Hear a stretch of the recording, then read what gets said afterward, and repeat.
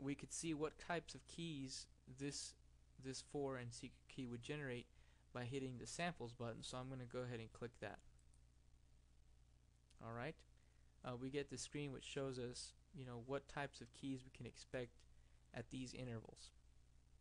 And if you look carefully, you'll notice that from 1 to a little under 20,000 we have 4 sets, but the moment we go into the 20,000 range, we double.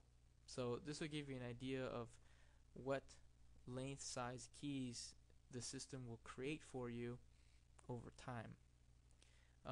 Changing, like I said before, changing the algorithm and the key size affects the type of keys that get generated. So you may want to change these. Perhaps you may want to switch to AES with 64-bit key size. Let's hit generate, and then you can see that the keys look more uniform, but they are all longer. So it's a trade-off between those two in this example. You'll want to keep trying which keys are more appropriate for you, and then when you feel comfortable with your selection, then you can go ahead and accept it. I'm going to go ahead and switch it back and generate a new 4 and secret key, and then we get back to the same length of key. Every time you generate a new 4 and a secret key, the key generation process is, you could think of it as being reset. So when you create keys from here on, you'll get keys created using this 4 and this key. Now you can come back after you've created X number of keys, and you can change this 4 and this secret key by generating a new 4 and secret key here, and thereby begin a new pattern of keys without affecting the keys you created prior. And the reason for that is that there isn't anything stored secretly within the key itself. So the process of identifying a key to a product is independent of any of the information that you assign to the product, be it the product info or product license, copyright, delimiter. You see, all these things are independent of the finally generated key. So that's kind of a neat thing about that. When we, in the next video, when we explain more about generating keys, we're going to look at some things about the key itself, about each key individually that you can do to store private information in the key. And so having a separation between the generation process assigned to a product and the actual key generated kind of liberates you from getting very extraneously long keys and possibly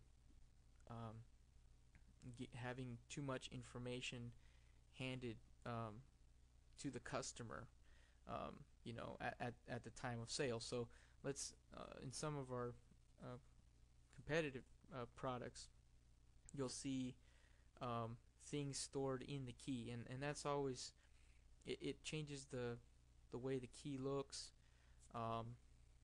It also is a potential for giving out too much.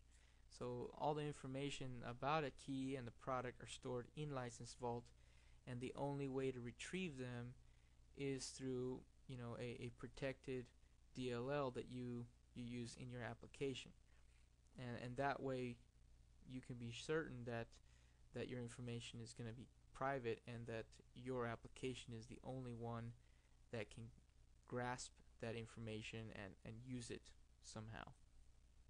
Alright, enough said about the product screen. Let's go ahead and hit OK. That way you can see that the product has been created. You'll also notice that below the product name we have the pause button, and this right here being the edit button. So besides going into the product and setting pause or checking the pause button, you can also toggle that by hitting pause here and unpausing it here, so you don't have to open up the product to do that.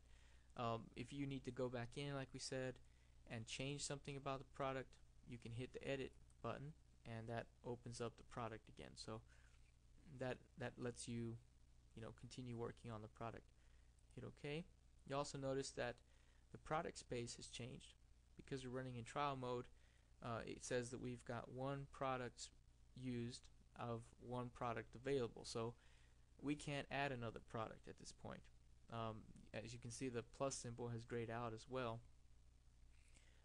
If you're satisfied with what you've seen in trial mode and you're ready to go ahead and start using License Vault in your applications, you can go ahead and purchase a license pack or a starter kit, which will come with a number of licenses, be it anywhere from 100 to thousands, in the thousands of license space, and products as well you can purchase to increase the number of products you can add and manage in License Vault. Well, in the next video, as we stated before, we're going to look at generating keys, and we're going to look at what kind of things you can store in a key. So this concludes this video. If you have any questions about what we've covered in this video, please contact sales@SpearmanTech.com, or you can also contact our sales partners, and we'll be happy to help you out with creating a product. So hope you've enjoyed this video, and thank you for watching, and we'll see you in the next video. Thanks a lot. Bye bye.